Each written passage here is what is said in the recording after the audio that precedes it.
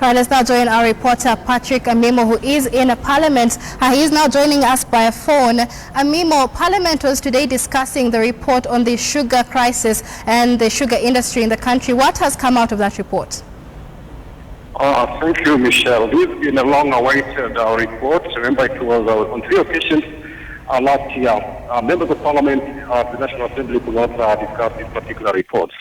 And last week Thursday, it so happened that the report was expected to be discussed in the House, but Ugunja MP Opio and I did indicate that he was withdrawing some of the amendments he had proposed on that particular report. But strange enough, those particular amendments were later adopted by Kikuyu Member of Parliament, Kimani Ishungwa. So this afternoon, we expect that report to be tabled by the chairperson of the Committee on Agriculture, Livestock and Cooperatives on the crisis facing the sugar industry in the country.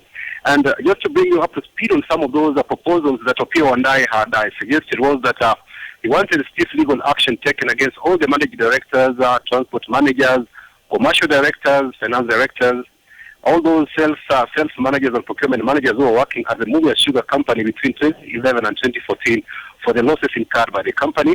He also wanted disciplinary action taken against the staff of Mumia Sugar Company who approved and paid extra invoices to some companies like Minicons and allowed execution of various variations without obtaining cost estimates for an approval from the management tender committee of the Mumia Sugar Company. The other issue that also I wanted addressed was or amended introduced into that particular report was that he wanted to see all distributor and transport contracts at Mumia Sugar Company reviewed so that and as well as that the chief executive officer takes disciplinary action against the staff identified as being responsible for any anomalies. In this particular report, it also raised a lot of interest because we have the member for Mumias East, Benjamin Washiali, who is introducing some amendments to the report. He wants to see the Nairobi governor, Dr. Evans Kidero. He wants to see him take full responsibility for the loss of about 577 million shillings, which occurred between 2006 and 2009, which years where Mumia Sugar Company was said to have exported the sugar exports to the regional market. But according to Washiali, an audit report by KTN did indicate that no such exports were committed. So he wants, Washiali says, as a result, the government lost revenue in terms of VAT amounting to 577 million shillings, and he wants Nairobi Governor Dr. Evans Kidero to take full responsibility and be barred from holding public office since the fraudulent transactions took place during his tenure as the chief executive officer. So these are some of the amendments that we expect to be brought to the floor of the House this afternoon, where the sugar report is being debated. Because as I told you last year, on 3 occasions, this report had to be shelved, and indeed raised a lot of concerns from leaders from Western Kenya or the sugar growing belts who said who demanded the introduction of the tabling of this particular report. Michelle. So, Amimo, this report is definitely generating a lot of heat, considering that it is calling for members of Parliament implicated in that sugar scandal to step down from office. But one more of the issues that have been that will be tabled today is the fact that the Transition Authority wanted a term extension. Is this likely to happen? I did attend this morning the Constitutional Implementation Oversight Committee of Departmental Committee of the National Assembly did meet the Cabinet Secretary for Devolution, Mwangi Kiunjuri, together with members of the transitional members of the Intergovernmental Relations Technical Committee to discuss the viability or the petition filed by the Transitional Authority to seek an extension of term. But from the debate, from the way it went, I think it will be very difficult for the Transitional Authority to an extension, in that the Cabinet Secretary for Devolution, Mwangi Kiunjuri, said that the Transitional Authority has done most of its work, and the only thing that is remaining is that an inventory of the assets and liabilities.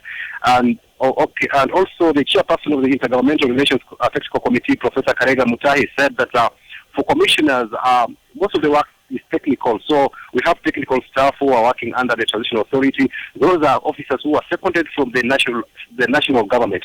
So those technical officers can still operate without necessarily having commissioners from the transitional authority running the game.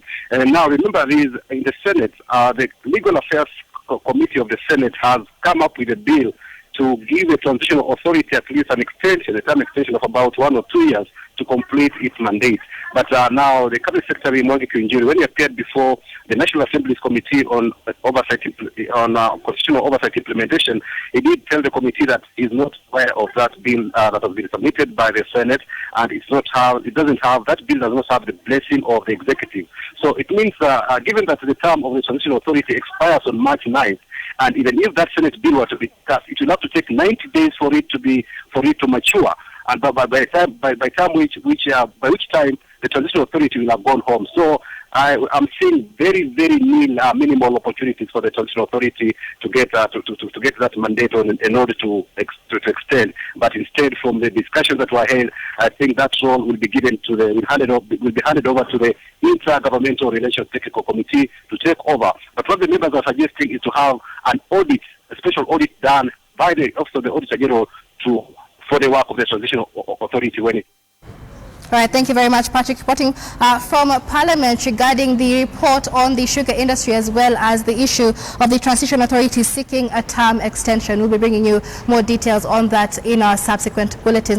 Let's now join our reporter, Timothy Otieno, who is at our City Centre studios for more on the content of the report by the Kenya Law Reform Commission. The Kenya Law Reform Commission today met the Attorney General to give a report on the regulation of association and institutions.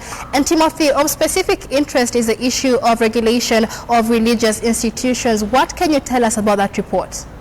Yes, thank you very much, Michelle. Of course, this was the Commission presenting a report to the Attorney General. If you could remember, last year the Attorney General had introduced a raft of measures that were to regulate societies, associations, and most importantly, religious organizations. Now, this particular report has not given specifics in regards to religious organizations, and this is because of the fact that the President had weighed in on the issue earlier on this year in January and had requested for structured consultations between the religious organizations and government. Remember, the religious organizations had opposed a raft of measures introduced by the Office of the Attorney General last year as part of efforts towards regulating the registration of such religious bodies. If you could remember, some of the regulations included a financial audit, as well as declarations of their sources of income, as well as issues of their theological qualifications that the government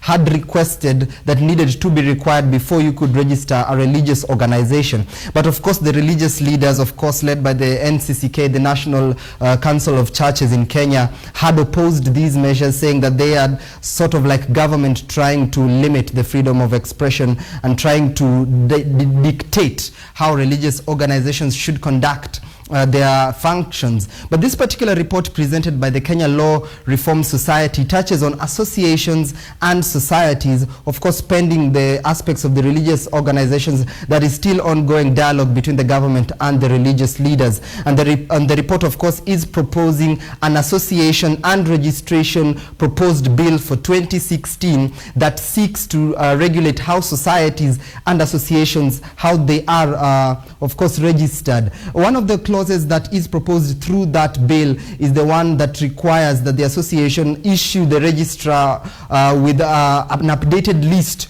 of its members on a regular basis. Under the current Societies Act, it is not a statutory requirement for associations and societies to issue the registrar with a list of its an updated list of its members. But this bill hopes to include that as one of the new measures put in place for associations and societies. Another aspect is the issue of the terms of office for the members of the society as well as associations. With the Associations Bill 2016, of course, through the report presented to the Attorney General here today, it requires that members have to issue the registrar with a list of its members, how they were elected, and of course their terms of or their tenure of office. This is also another aspect of the report that hopes hopes to bring changes to the way the registrar has issues with the registration of societies and associations. But this bill, of course, the committee, of course, led by the chair of the Kenya